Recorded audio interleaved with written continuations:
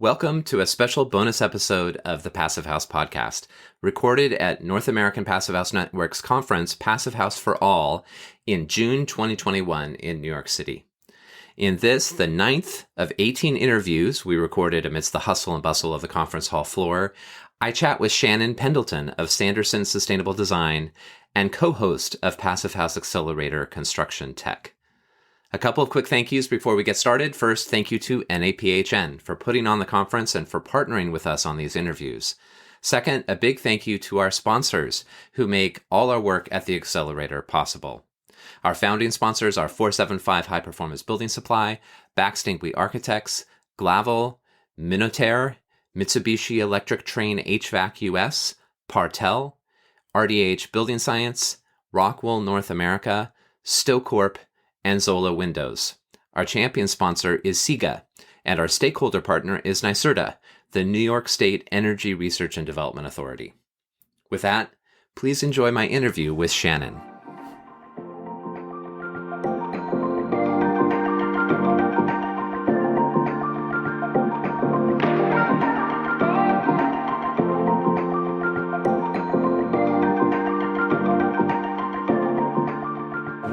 Here on day 2 of Passive House for All, the North American Passive House Network Conference.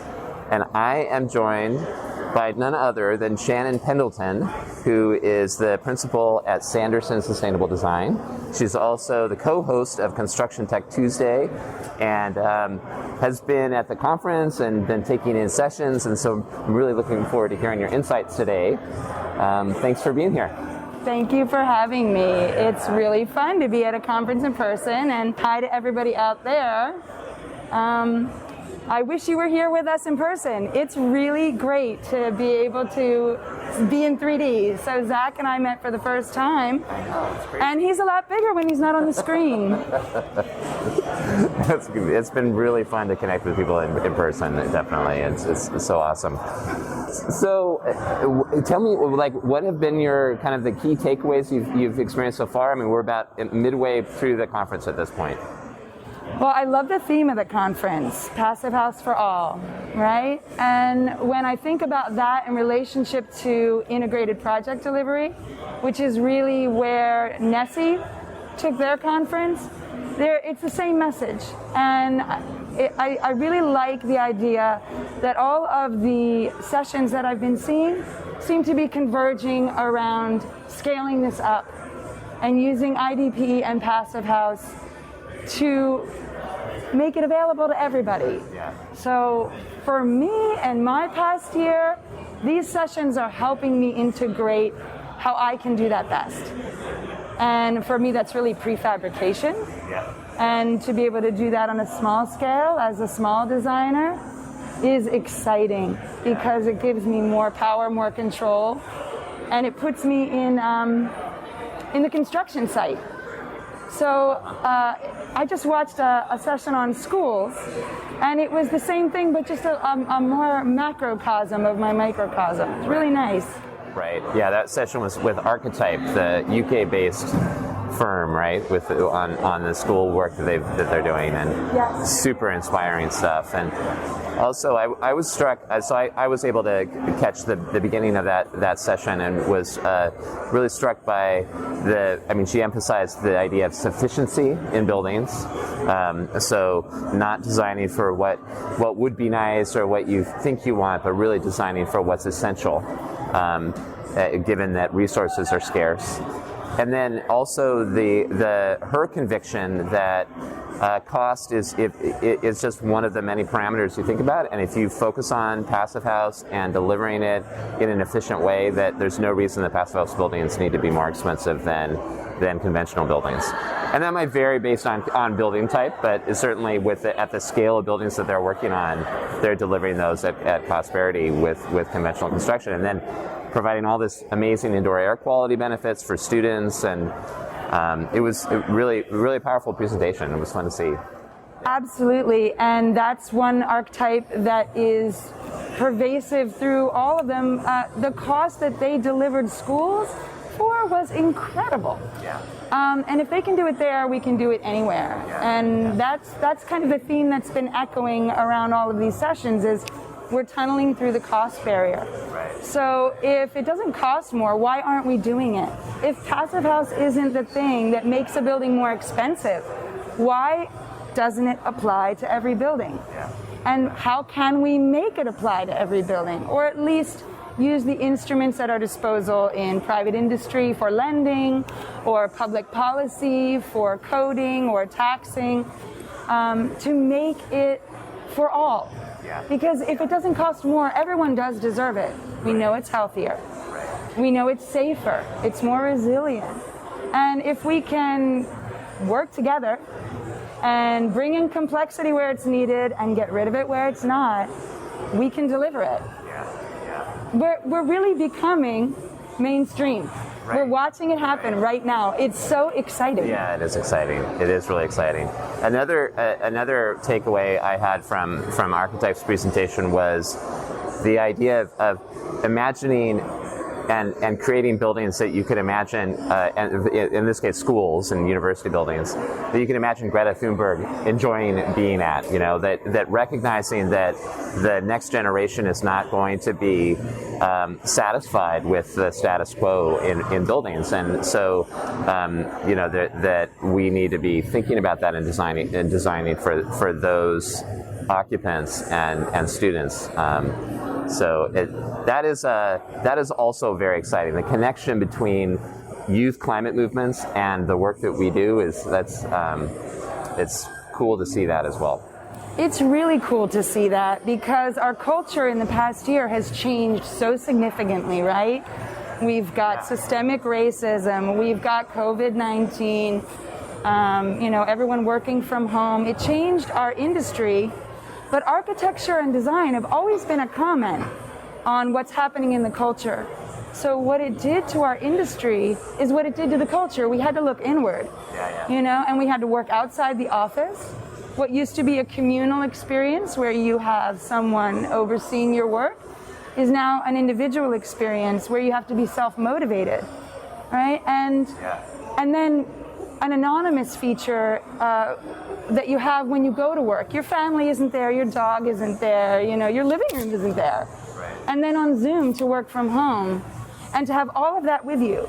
So when you work with someone and you share a screen, you share your work, you share your screen, you share your face, they're seeing all these other things. They're seeing you as a person, as an individual. And it becomes very populist, which is what this culture and what kids are doing right now in a way that architecture really hasn't ever had, I don't think. It started off for kings, and then it moved to, churches and civic and commerce, and now it's for everyone. And so to see how it's changed our industry and how it's changed each of our individual workflows at the same time, it's a dramatic shift. It really is. Yeah, it is. And here we are on the surfing this new wave here. So tell me a little bit about what's going on for you in your practice, and what's new there. What is new there? What isn't new there is almost easier to answer. I think I have found, working on the small scale that I work in, mostly residential, right? I do, between 1 and 4 projects at a time, unless I'm working with another firm. And so I've found that it's more common to run into someone who knows what Passive House is now. That was not the case at all. I was always explaining. And now I don't have to explain, and with Passive House Accelerator, right? I've got all these great tools I can share. Thank you. It fits perfectly. But I have these great tools I can share, not only infographics, but videos, podcasts, and Q&A, live Q&A, right? And a live experience.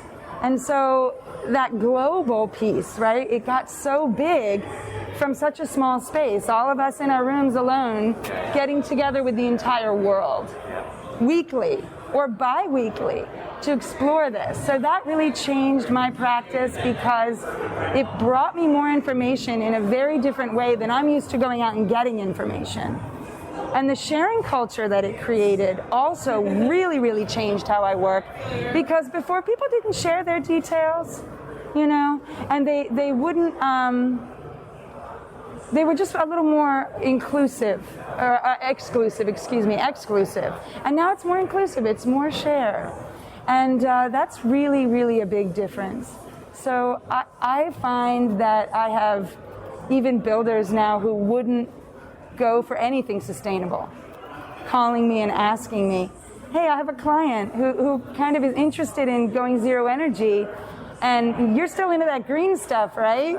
You know, and I'm like, yeah, passive house is the easiest way to zero, so let's start there. And let's see if you want to add more. But let's start there. Oh, that's exciting. Not let's shoot for that. Let's start there and shoot for more, right? Passive house is doing this wonderful thing. It's evolving. It's now including equity. It's including climate justice. It's including low carbon materials. And it's including prefabrication. It's great. I can get my windows installed in the factory, delivered on site. And now I am the builder. Right. I am the builder. It used to be I was the one who gave design intent. And now I can deliver to the machines that make the parts exactly what I need. So it's kind of like the end of verify and field. It's like VIF RIP. and construction documents now are also RIP. We have to make them, we need them for building permits. But I don't see construction documents being what's building the building now. And I don't see construction documents being what we coalesce around when we design. We're coalescing around a 3D model. And we're integrating all of our designs around the 3D model. And the engineers are equal to the architects in driving that design, which is really a piece that last session brought home for me. It was really succinctly put and a beautiful presentation. Yeah, definitely. You know, there was that McKinsey study a few years ago about the fact, you know, showing the innovation curves for all sorts of industries, and then the AEC industry, the building and construction industry, you know, not innovating and even maybe dipping down. And I feel like what you're talking about is maybe the hidden part of the story that hopefully will emerge, and we'll start to see that curve move as we're creating different ways of constructing and putting buildings together and incorporating artificial intelligence into the design process, like Prudence Ferreira has been talking about, and prefab and all that. And I think that prefab has been something that has been talked about and thought about and for many years, and it does feel like we're getting to that place where it's could find its own. For it to be available to me at the scale I work at indicates the shift that it's going through, right? And it doesn't work without IDP, or IPD, excuse me. Integrated project delivery. And it also doesn't work if you don't have the whole team assembled, right?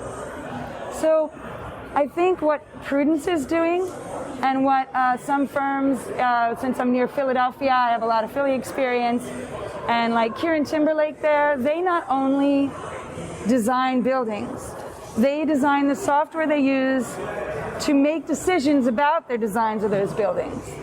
And then they build mock-ups. They have a full workshop, and they build mock-ups of those to test those, you know, either aesthetically or for thermal bridge or for design intent, right? And how it's going to come out the other end.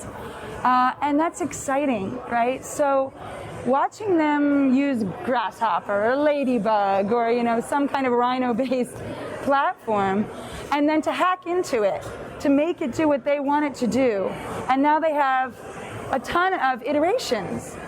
And then applying AI to that, to optimize those choices, that is incredible.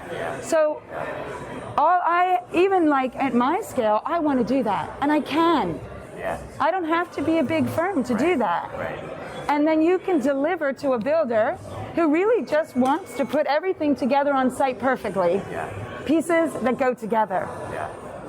And they don't go together if you don't get together. Right. So Nicely put. It's really wonderful to see it changing so fast. Right, and I think that like maybe in recent weeks, and maybe that has been overshadowed a little bit by the story of Katerra that has, the $2 billion operation that has flamed out. But in the early days of solar, not the early days, but 10 years ago, 12 years ago, it feels like the early days of solar because everything has changed so much and improved so much. We had like stories of Solyndra, right?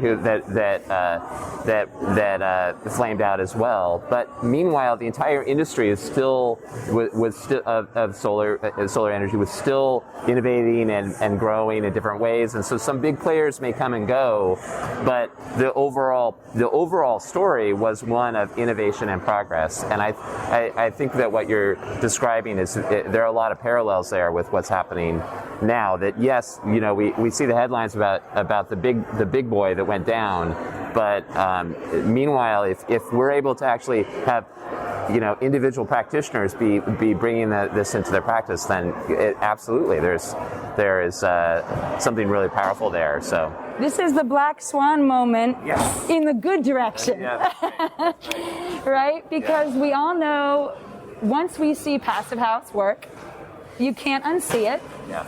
And I don't know anyone who's had some Kool-Aid in the form of Passive House and doesn't want more. Yeah.